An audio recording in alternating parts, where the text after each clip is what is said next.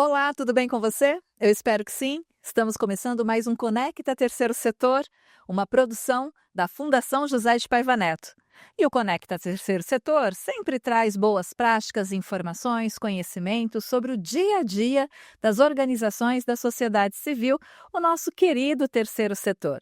Para você que nos acompanha já sabe, mas para quem está chegando agora, o primeiro setor é o governo, segundo setor empresas e o terceiro setor as fundações, associações, organizações religiosas, movimentos sociais, ou seja, todos aqueles que trabalham diariamente para a construção de uma sociedade mais justa, mais inclusiva, mais solidária. E hoje o tema do Conecta Terceiro Setor é inteligência artificial. Nós vamos conhecer os principais resultados e insights de um estudo inédito sobre o uso da inteligência artificial por profissionais do campo social. Nossas entrevistadas generosamente vão compartilhar esses insights e o conhecimento delas conosco. Ambas estão em cidades diferentes, por isso essa edição está especial. E a gente vai fazer esse bate-papo aqui interativo, cada uma em uma cidade. Nós vamos conversar com a Andressa e com a Mariana. Andressa e Mari, muito obrigada pela participação de vocês aqui, pela generosidade em compartilhar tanto conhecimento conosco. E para quem já nos acompanha já sabe, o pedido inicial é sempre o mesmo. Por favor, Andressa, se presente para a nossa audiência. Oi, pessoal. Meu nome é Andressa Trivelli. Eu sou fundadora, eu sou cofundadora, na verdade, do Canal Sabiar, que é essa organização que a gente está conduzindo a discussão sobre o uso de inteligência artificial no campo de impacto socioambiental no Brasil. Eu trabalho no campo de impacto socioambiental há pelo menos uns 20 anos,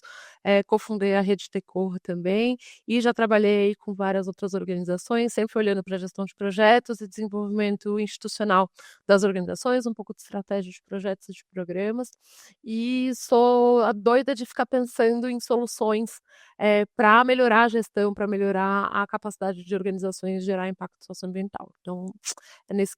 nesse mundinho que eu nasci, que eu tenho caminhado a minha trajetória profissional e que estou encantada para falar sobre o uso de inteligência artificial, como que vai melhorar justamente as capacidades e as condições de trabalho dentro das organizações sociais, sempre com algum tipo de crítica e cuidados que a gente tem que ter. Isso. E você, Mari? Conte um pouquinho sobre quem é você.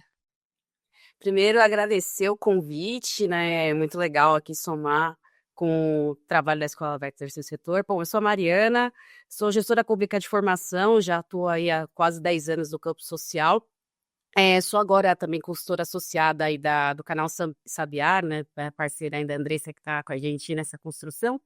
E trabalho aí sou uma grande entusiasta e curiosa, né, dessa inserção de inteligência artificial no terceiro setor, né, pensar como a gente consegue utilizar essa tecnologia para fortalecer as organizações, para fazer o trabalho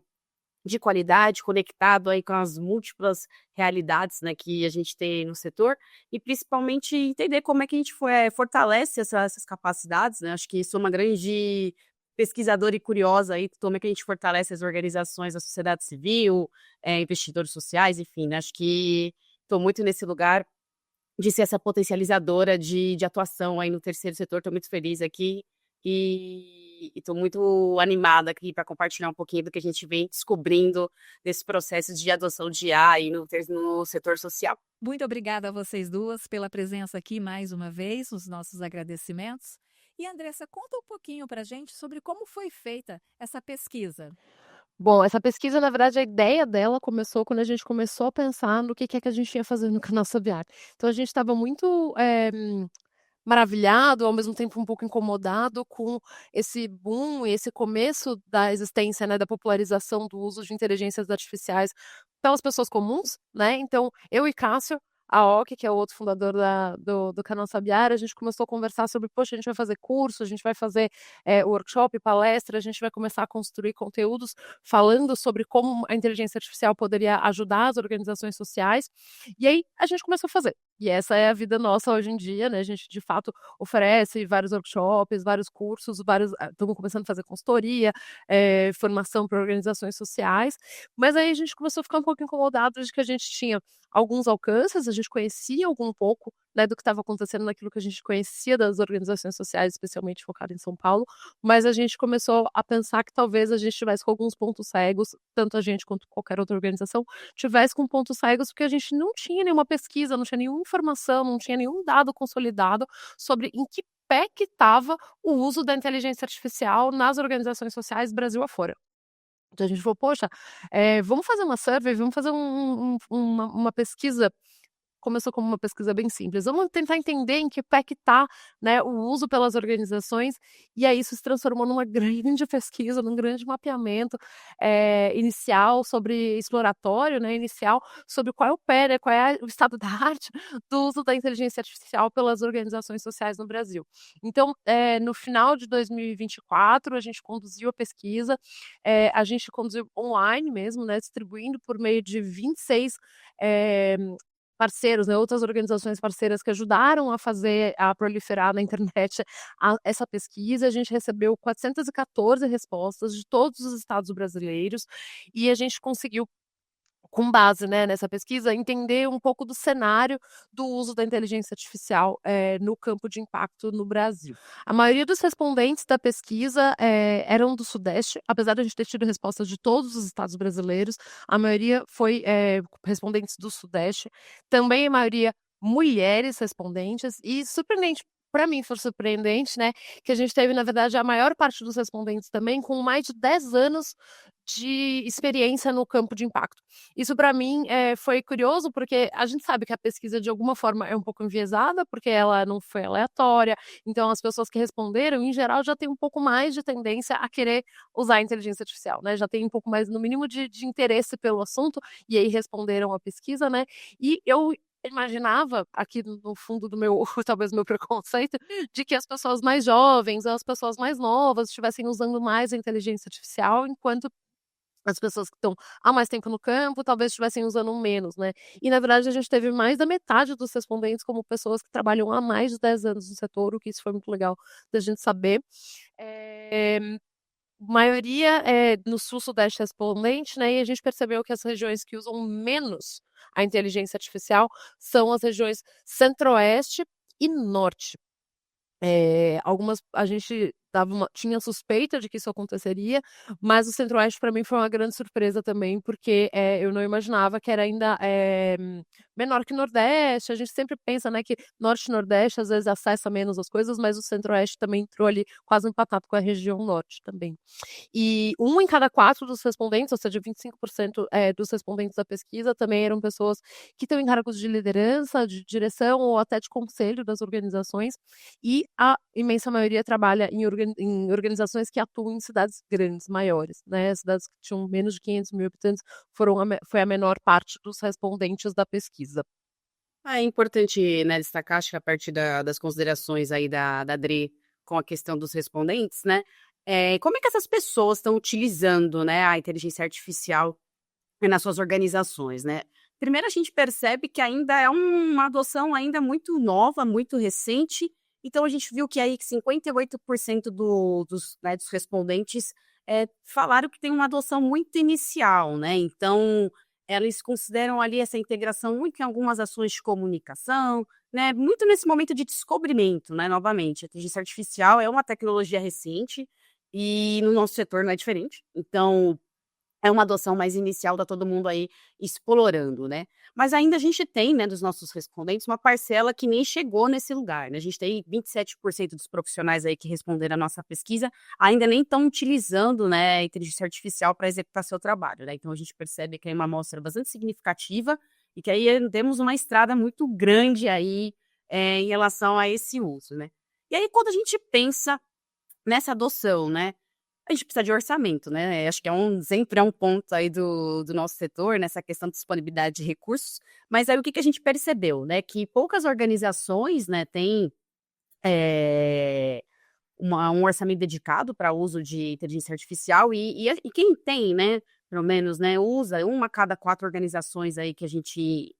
teve respondentes, né, disse que tem um orçamento dedicado ali para uso de inteligência artificial, mas é um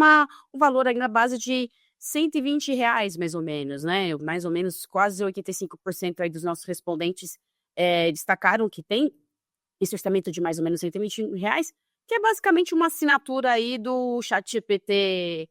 Pro, né, que é a mais básica ali, o nível de entrada. Então a gente percebe que ainda é um investimento relativamente pequeno e ainda, novamente, né, que exploratório, que dialoga ali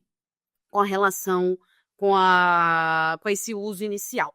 E aí, acho que pegando esse gancho, né, como, né, a gente percebeu esse valor de R$ 120, que é essa primeira assinatura de ChatGPT, quais são essas ferramentas que estão sendo utilizadas, né? Então, obviamente, ChatGPT, como eu já citei, né, é uma LLM, né, é um tipo, né, de inteligência artificial que é utilizada aí por praticamente 41% das organizações, né, que a gente teve respostas, seguido aí do Gemini, que é uma ferramenta do Google, e depois do Copilot, que é da Microsoft, né, entre 20% a 17%. Então, a gente vê que são essas 3 grandes ferramentas que estão sendo utilizadas aí pelos profissionais do nosso setor. E quais os insights e desafios que foram apresentados a partir do resultado das pesquisas? Também a gente investigou, ao longo da pesquisa, né, quais são as questões mais, as dificuldades e quais são as barreiras principais para o não uso, né, da inteligência artificial ou para o uso mais limitado, né, da inteligência artificial. Então, como a Mari tinha comentado, uma das questões é falta de orçamento dedicado específico para isso. Isso é algo que quase 40% dos respondentes, né, disseram que é um ponto, então precisa de investimento, precisa de recurso para poder usar de fato as inteligências artificiais da melhor maneira possível. E uma coisa que também foi apontada por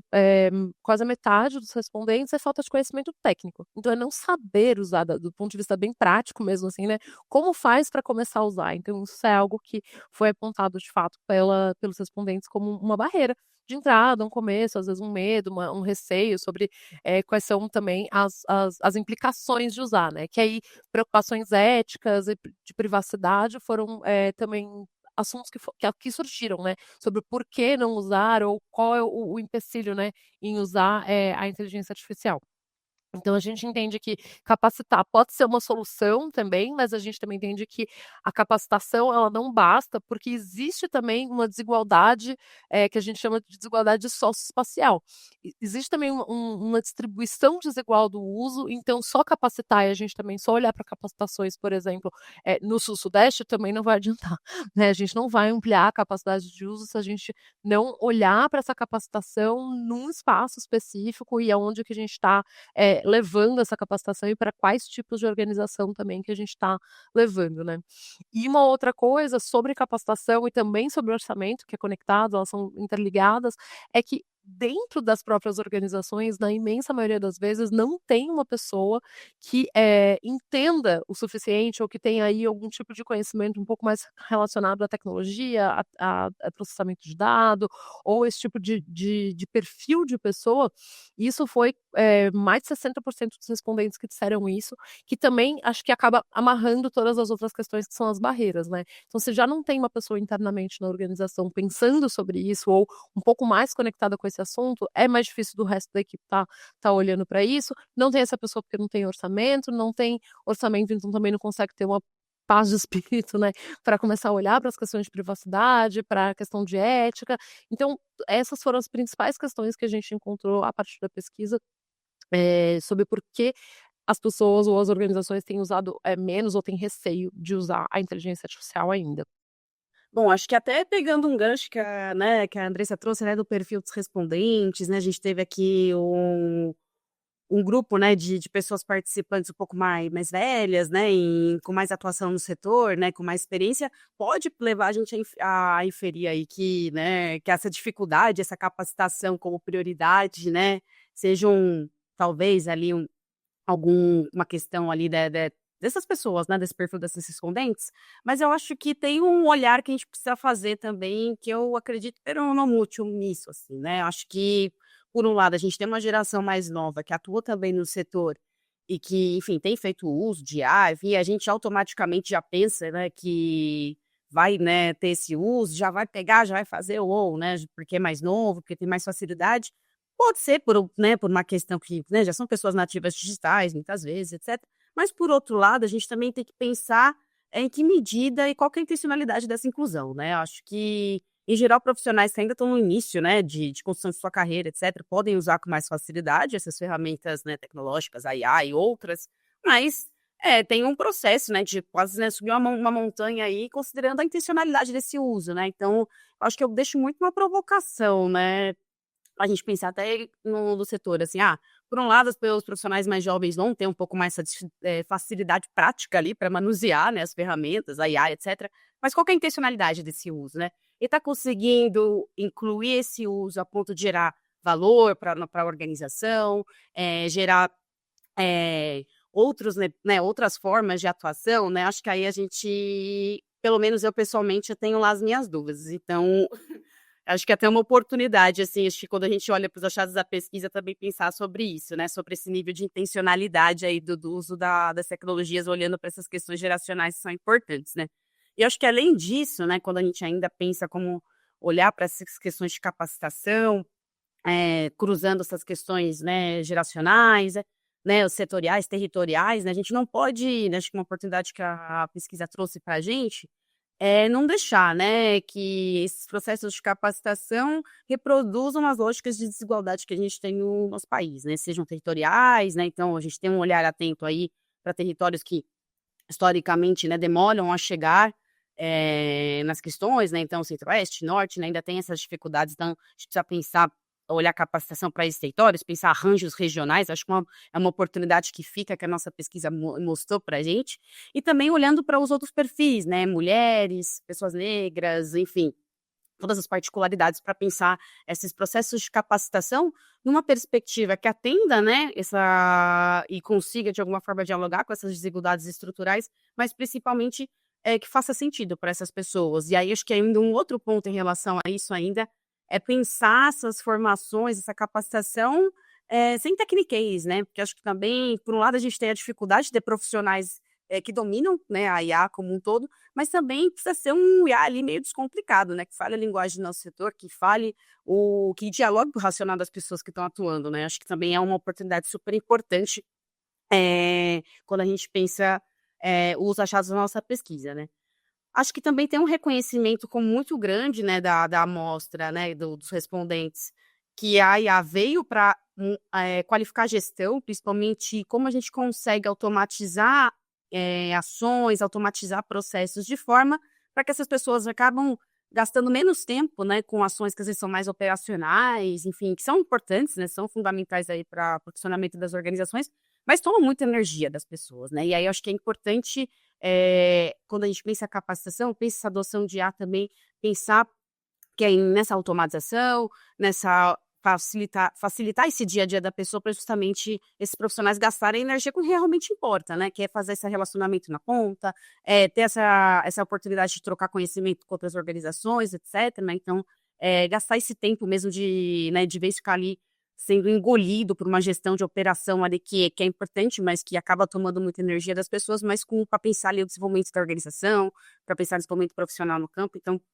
fica também essa oportunidade de atuação. E acho que um último ponto que também a Adrê trouxe na fala dela, que eu acho que é importante também, a gente falar sobre o uso ético, né? A gente não pode esquecer que a inteligência artificial tem viés, a inteligência artificial vai ali reproduzir vários pontos, né, em termos éticos, né, acesso a dados, etc., que a gente não pode deixar de lado, né? Então, a gente faz até umas discussões internas aqui, que pega, por exemplo, o exemplo da Lei Geral de Proteção de Dados, né? Então, teve todo um processo aí nos últimos anos, né, das organizações começarem a construir protocolos, políticas, né, para tratar ali os dados pessoais das pessoas, sejam de quem atua na organização, seja das pessoas que são beneficiadas pelos projetos. Com certeza a gente vai caminhar também para algo nesse sentido na IA, né, de pensar como a gente consegue regularizar esse uso dentro da organização, como acessa, de que forma acessa, né, que cuidados a gente precisa ter, né, então acho que também é uma outra oportunidade que, olhando para essas questões éticas, também fica aí bem latente para a gente pensar e amadurecer o debate aí do futuro no nosso setor sobre esse uso. Também aproveitando um pouco do que a Mari está falando de oportunidades e de possibilidades, né, com a IA, na pesquisa também a gente viu as pessoas respondendo o que elas imaginam ou quais são as oportunidades dentro das organizações para implementar a IA e para fazer uso, né, da IA. Então, 72%, estou até colando aqui no número, 72% dos respondentes dizem que acham que a IA vai impactar grandemente as organizações nos próximos anos, né? E aí algumas áreas que elas imaginam que pode ser benéfico, né, para usar a IA é geralmente em processamento de dados, as pessoas têm essa percepção de que vai ajudar muito, especialmente quando a gente está falando de avaliação de impacto, para monitoramento e avaliação de projetos e das organizações. E uma coisa que aparece muitíssimo pouco aí, né, como estado da pesquisa, é o uso da inteligência artificial olhando para áreas financeiras e até jurídicas e nas partes bem mais, assim, digamos, operacionais, assim, ainda é pouco usado, inclusive na captação de recursos. É super pouco usado e não é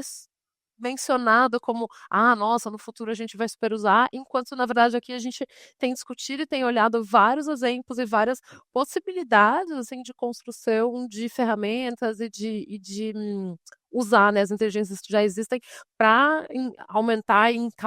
ampliar, né, a capacidade da captação de recursos, inclusive, que é um ponto super nevrálgico dentro das organizações sociais, que a gente sabe bem. Andressa, já que você falou sobre captação de recursos, vou pegar um gancho na sua fala para te perguntar: a inteligência artificial pode ajudar a organização social na prestação de contas?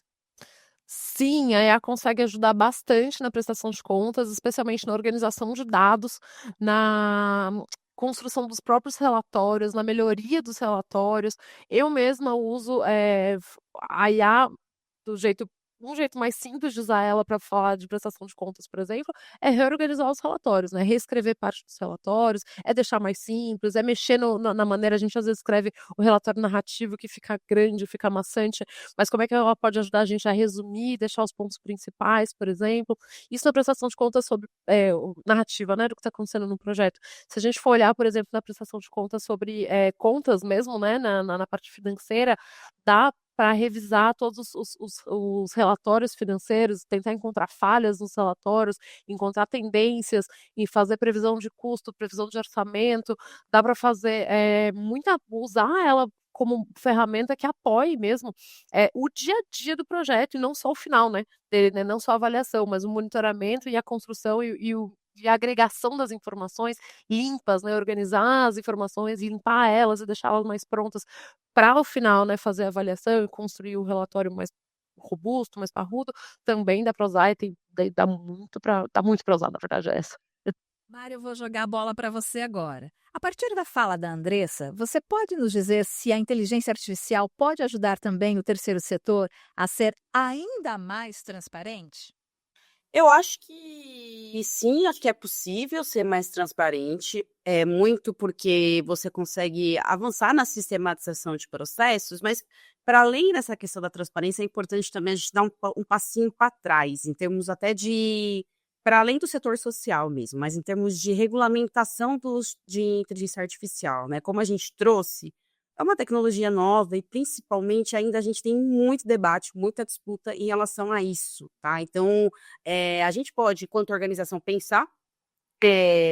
mecanismos e ferramentas, protocolos, enfim, né, formas ali de uso que vão orientar a equipe, vão orientar e contar para o mundo como é que a gente está usando essa inteligência artificial, que é com certeza sim uma super estratégia para ter cada vez mais transparência, porque você está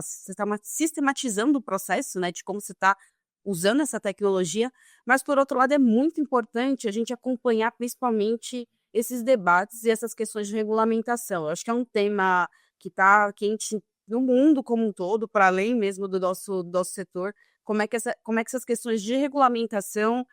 vão impactar em alguma medida a adoção de uso de inteligência artificial, né? E, de novo, sempre pensando na perspectiva, né, do uso ético, do cuidado com as informações pessoais com as pessoas. Então, tudo isso é bom ficar atento, né? Eu acho que, pelo menos do nosso lado aqui, o que a pesquisa mostrou para a gente são esses dois caminhos, né? Obviamente, fazer a lição de casa, né? E, obviamente, sistematizar, orientar esse uso. E, com certeza, isso vai fazer parte aí de uma ação mais ampla de transparência da organização, mas também ficar atento com esses debates mais amplos, justamente porque eles podem mudar muito a regra do jogo ali no de inteligência artificial como um todo. A gente está falando sobre transparência, captação de recursos, gestão, compliance, prestação de contas. E no começo da entrevista, vocês falaram que as organizações sociais, em média, aportam R$ 100 por mês para o uso de uma inteligência artificial. Por outro lado, a gente sabe que um setor de tecnologia custa muito mais que isso. O que vocês poderiam falar para essas organizações? Ah, minha colega Mariela sempre fala que não tem almoço grátis, né. Então, com certeza, a gente entende. Eu vou, na verdade, pa dar um passo para trás na história, né, e pensar uns 10 anos atrás, quando as organizações sociais começaram a entender que elas deveriam ter, ou no mínimo ter que começar a pensar um pouco mais sobre as áreas de TI delas, né. Então, quando a gente passou a ter, todo mundo na organização passou a ter e-mail, todo mundo passou, a conseguir acessar um servidor, todo mundo começou a ver dados na nuvem, e aí isso, as organizações que têm históricos maiores, né, então como é que a gente lida com esses dados, como é que a gente guarda esses dados. Tenho certeza que quem está escutando aqui a gente já deve ter passado por essa discussão dentro da organização e percebeu que, ok, a gente até tem algumas situações, organizações sociais que conseguem grants, né, tanto do Google quanto da Microsoft ou de outras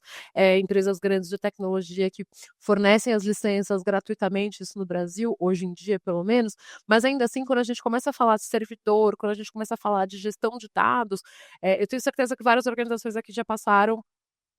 para perceber que precisam de dinheiro para melhorar isso, para ampliar o servidor, para ter estruturas mais robustas de internet, estruturas mais robustas de até mídia social e tudo mais, e alguém dentro da organização para gerenciar isso.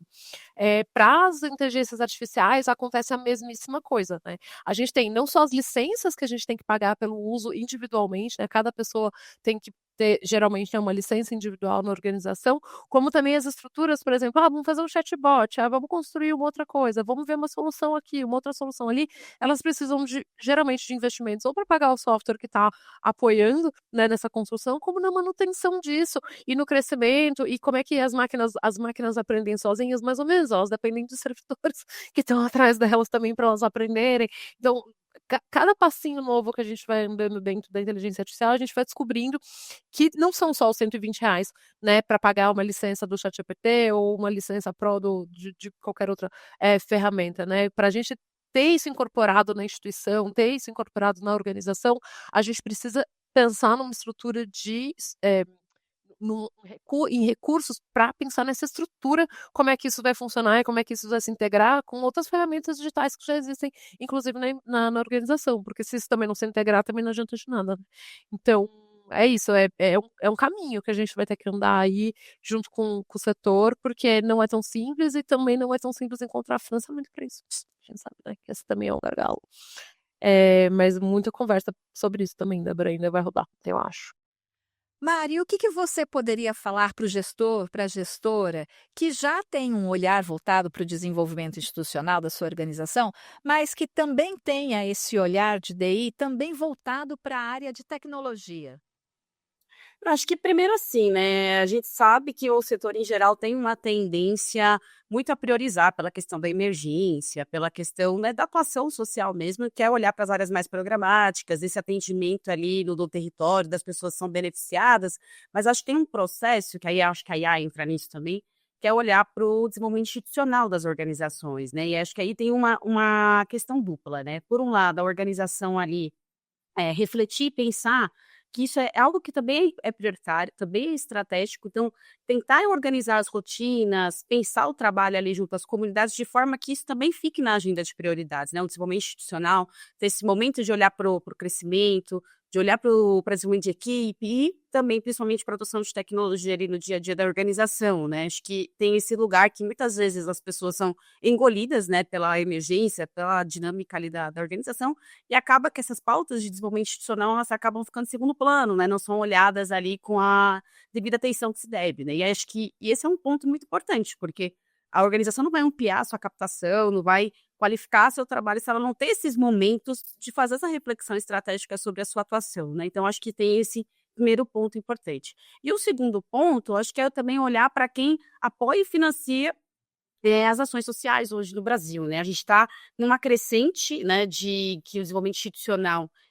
vem ganhando, né, protagonismo aí nos debates, né, e aí fazer muito esse processo de provocação, de aproximação desses financiadores sobre o quão é importante ter recursos para esse desenvolvimento institucional, né? Para a organização atender bem a comunidade, gerar transformação social, ela precisa pagar a conta de luz, ela precisa ter um lugar decente para receber as pessoas e fazer a atividade, e também ter recurso para poder, né,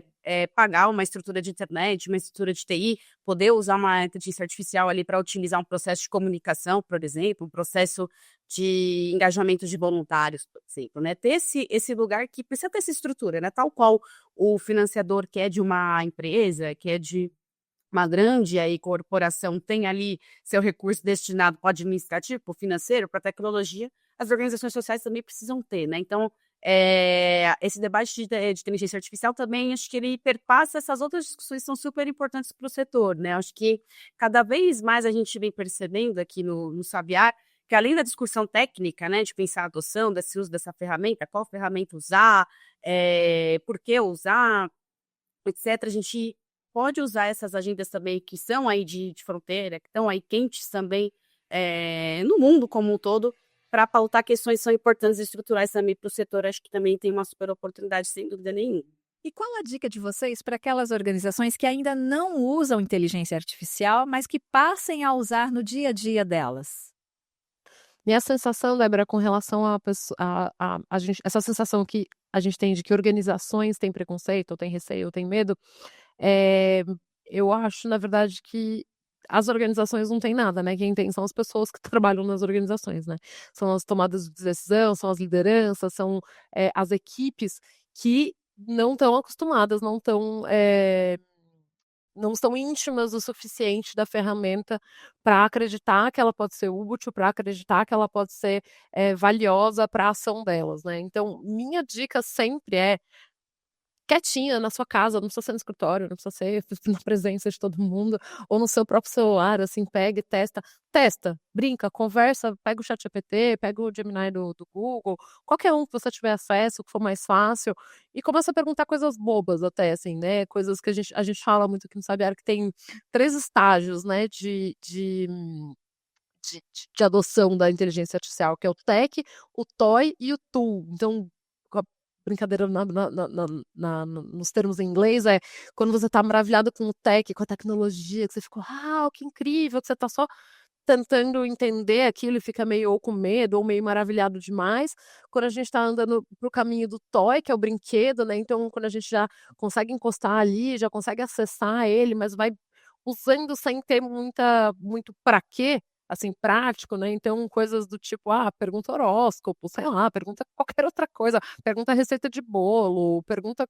brinca, né, com a ferramenta, para ela efetivamente se transformar num tool, né, numa ferramenta, que é algo que seja útil, que resolva um problema de gestão que você tem, né. Quando a gente faz as nossas capacitações, os workshops, os bootcamps, a gente olha para qual é o problema institucional, qual é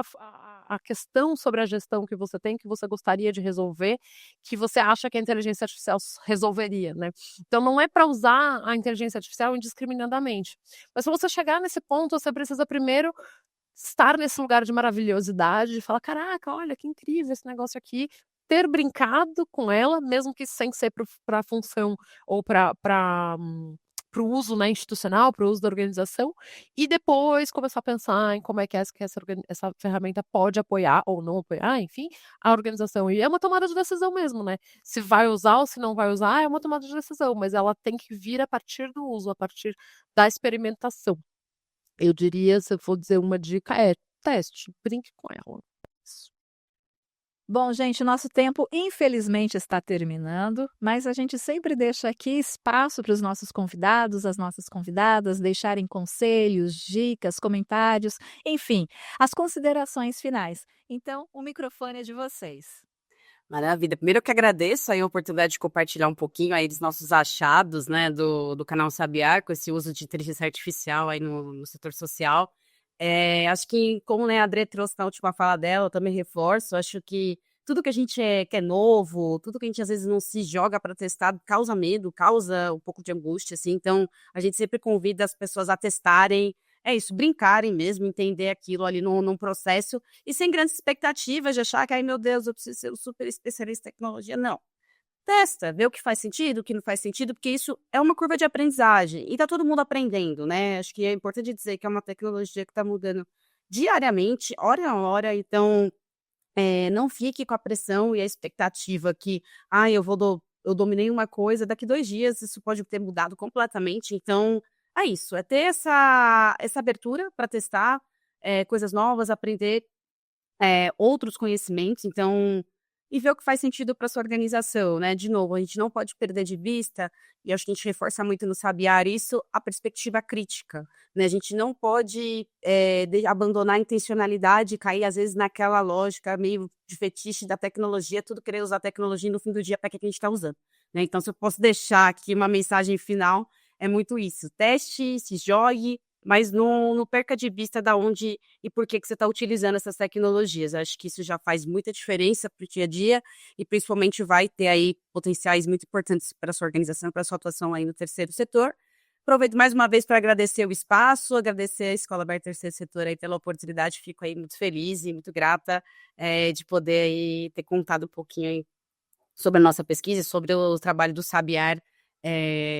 nesse espaço aqui tão bacana. E segue a gente, temos rede social, canal Sabiá, Instagram, LinkedIn, a gente está super ativo aí, produzindo conteúdo bem legal, então quem quiser continuar acompanhando, a gente faz esse convite também. Mais uma vez agradecer. Obrigada.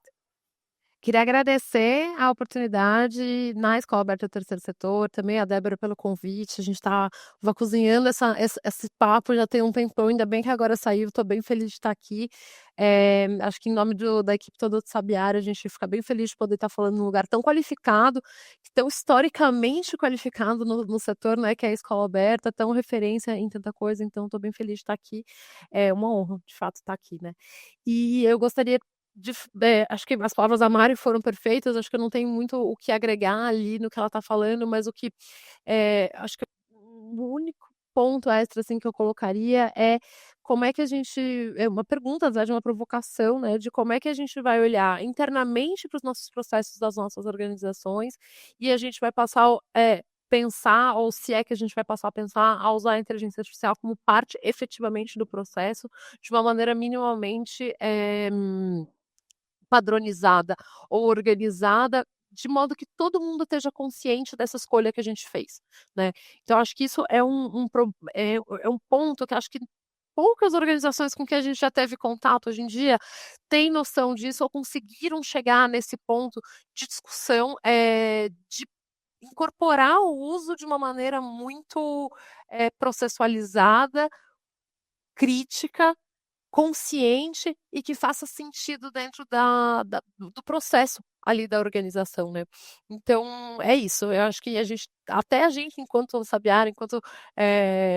organização que está se propondo a olhar como uma consultoria para as organizações implementarem, né, a inteligência artificial e o uso consciente da inteligência artificial, a gente também está construindo. Como é que a gente faz isso junto com as organizações com quem a gente trabalha e como é que a gente coloca, de fato, a intencionalidade que a Mari trouxe para que a inteligência artificial não passe a tomar as decisões da organização, especialmente num contexto tão,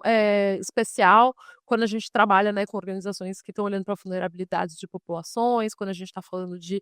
camadas aí de discussões que não são tão, concretas às vezes, né. Então acho que a gente precisa sim construir isso e é uma coisa que a gente está caminhando para fazer. E é isso. Obrigada, gente. Mariana, Andressa, muito obrigada pela generosidade de compartilhar tanta informação, tanto conhecimento com a audiência do Conecta Terceiro Setor. Obrigada mesmo de coração. E obrigada a você também que esteve conosco em mais esta edição do Conecta Terceiro Setor e um pedido especial para você. Compartilhe esse vídeo, divulgue essa entrevista nas suas redes, para os seus amigos, para os seus conhecidos, para que a gente possa ampliar ainda mais esta corrente do bem para ajudar o terceiro setor a ser mais reconhecido e ser também mais fortalecido. Muito obrigada pela sua companhia e o convite é que fica aqui. Esteja conosco na próxima edição do Conecta Terceiro Setor. Até lá!